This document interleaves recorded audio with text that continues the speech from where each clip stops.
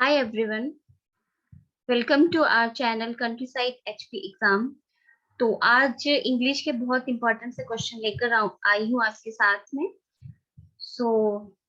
Start करते हैं। First question, select the option that will improve the segment in bold of the given sentence। ठीक है, तो ये सेंटेंस दिया गया है आपको, और यहाँ पे जो बोल्ड लेटर है, यहाँ पे आपने यहाँ से जो ऑप्शंस हैं, यहाँ पे करेक्ट ऑप्शन आपने यूज करना है। ठीक है, so sentence is my cousin lives in a near by street whose name has forgotten. ठीक है, तो ऑप्शंस हैं the name of which name, of which name, no improvement. So इसका राइट आंसर देखते हैं, फिर मैं आपको बताती हूँ ये किस तरह से होगा और रीजन क्या है।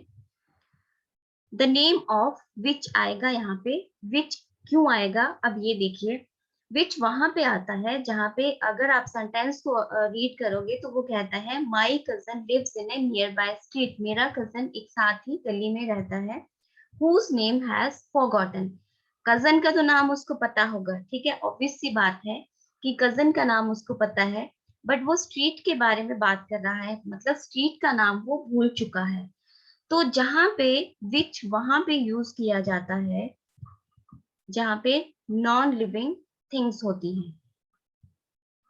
ठीक है, विच हम नॉन लिविंग थिंग्स के लिए यूज करते हैं, और हुज जो है,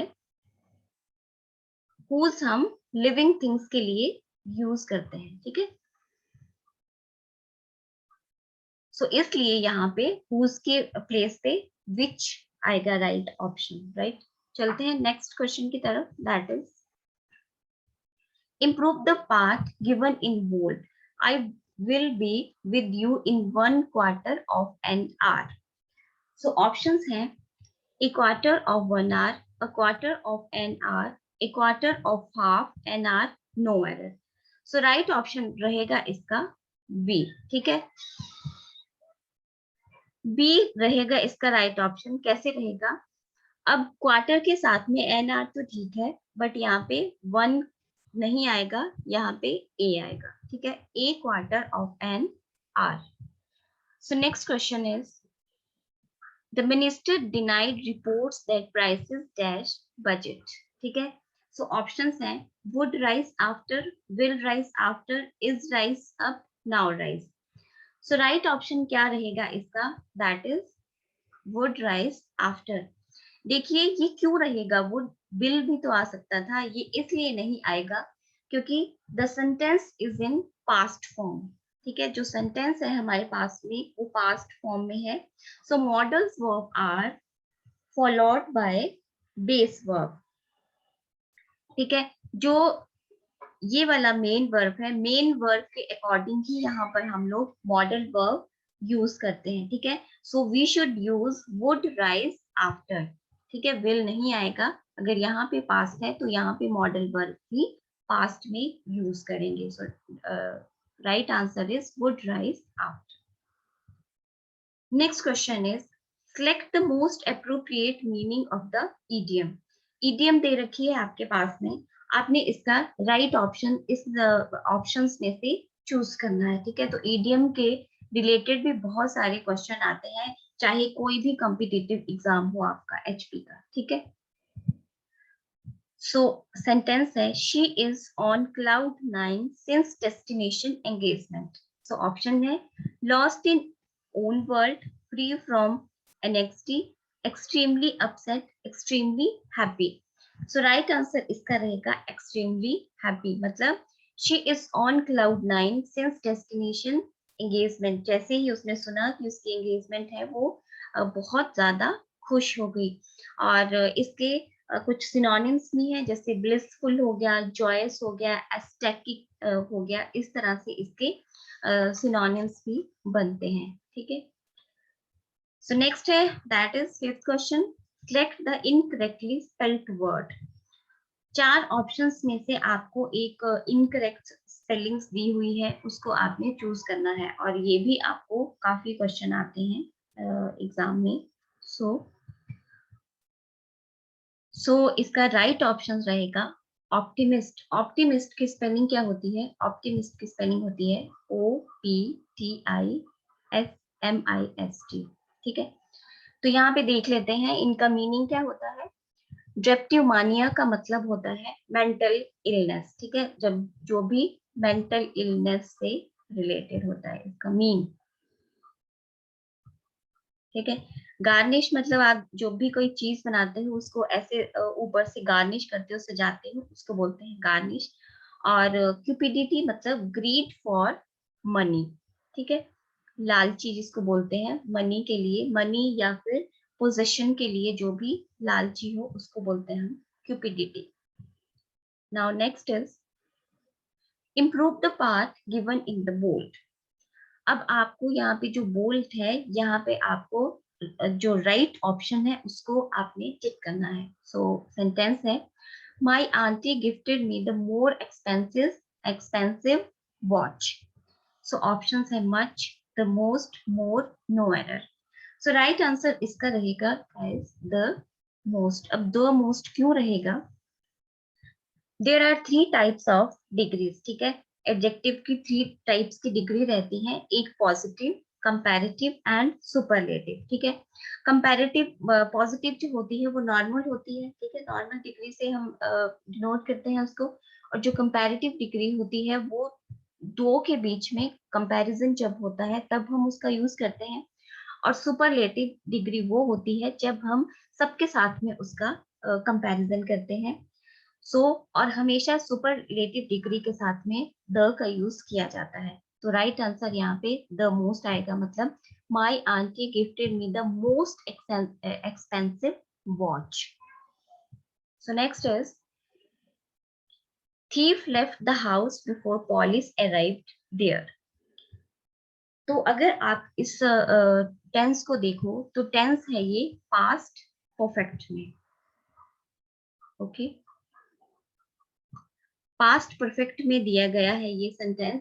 और पास्ट परफेक्ट में हम 2 टाइप्स के सेंटेंसेस यूज करते हैं। ठीक है, एक हो गया आपका सिंपल सेंटेंस और दूसरा कॉम्प्लेक्स सेंटेंस। ठीक है, जो सिंपल सेंटेंस होते हैं उसमें हम सिंपली वर्ड यूज करते हैं, जैसे एगो, ऑलरेडी, इस टाइप के। ठीक है, बट जो कॉम्प्लेक्स सेंटेंस होते हैं उसमें हम इस तरह के वर्ड्स यूज करते हैं, जैसे बिफोर हो गया, व्हेन हो गया। ठीक है, तो मीन्स जो कॉम्प्लेक्स सेंटेंसेस होते हैं, कॉम्प्लेक्स सेंटेंस में जो एक क्लॉज होती है वो होती है आपकी प्रिंसिपल क्लॉज। ठीक है, और दूसरी क्लॉज जो होती है वो होती है सबऑर्डिनेट क्लॉज। ठीक है, सबऑर्डिनेट क्लॉज होती है। तो इस तरह से आप इनको देख सकते हो। और जो एक क्लॉज होती है वो होती है आपकी पास्ट परफेक्ट में, और जो दूसरी क्लॉज ये दे रखी है हमारे पास में वो होती है आपकी पास्ट इंडेफिनिट में। ठीक है, थॉरली जब हम पढ़ेंगे इस चीज को तो आपको बिल्कुल कंप्लीट समझ में आ जाएगा। सो इसका राइट ऑप्शन जो रहेगा वो रहेगा हैड लेफ्ट।